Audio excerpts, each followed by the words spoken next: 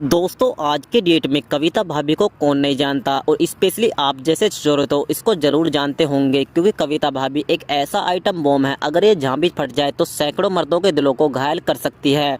तो आज की इस वीडियो में हम इस छिनाल की इन्हीं हरकतों के बारे में बात करने वाले हैं क्योंकि दोस्तों आज की वीडियो में हम बात करने जा रहे हैं कविता भाभी वेब सीरीज के सीजन नंबर 3 के पार्ट नंबर 4 के बारे में। तो दोस्तों पार्ट नंबर 4 में हम देखते हैं कि कविता भाभी अपने देवर जिसका नाम राज होता है और इसकी बीवी जिसका नाम रागनी होता है, इन दोनों की सुहागरात के लिए इन दोनों को अपने सासू माँ की पुरानी हवेली पर लेकर आती है। लेकिन दीनू काका के जरिए यहाँ पर पता चलता है कि यह हवेली स्थापित हो चुकी है क्योंकि इस हवेली में एक ऐसी मंगला नाम की चुड़ैल का साया होता है जिसको देखते ही मेरा इसके मुंह में मूतने का मन करता है। लेकिन दोस्तों ये लोग दीनू काका की बातों पर यकीन करने वाले नहीं होते। लेकिन अब रात को जब रागिनी और राज की सुहागरात होती है तो सुहागरात पर ये जो चुड़ैल होती है राज के अंदर प्रवेश कर जाती है और चुड़ैल की आवाज में रागिनी को धमकी देती है, जिस सीन को देखकर रागिनी का पेशाब निकल जाता है। अब अगले दिन रागिनी कविता भाभी को रात की इस घटना के बारे में बताती है, लेकिन कविता भाभी इस पर बिल्कुल भी यकीन नहीं करती। फिर दीनू काका भी कविता भाभी को इस बात पर यकीन करने के लिए बोलते हैं। फिर कविता भाभी इस सच्चाई का पता लगाने के लिए एक प्लान बनाती है और वो रागिनी को बोलती है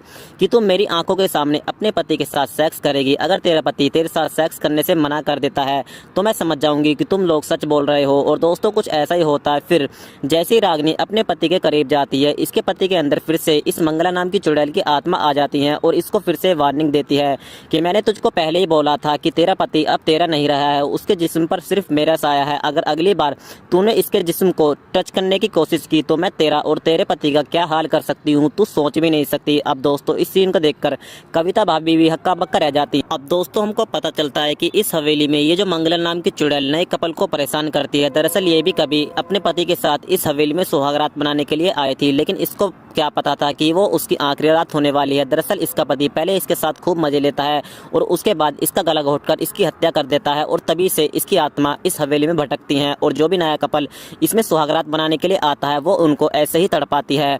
और दोस्तों कहानी का एपिसोड नंबर 1 यहीं पर समाप्त हो जाता है। तो एपिसोड नंबर 2 में हम देखना होगा कि कविता भाभी वैसे तो हार मानने वाली नहीं है, तो इस चुड़ैल से निपटने के लिए वो क्या प्लान करती हैं और इसके साथ वो कैसे डील कर पाती हैं। जानने के लिए आप लोग इस चैनल को सब्सक्राइब करके बेल आइकन प्रेस जरूर करें।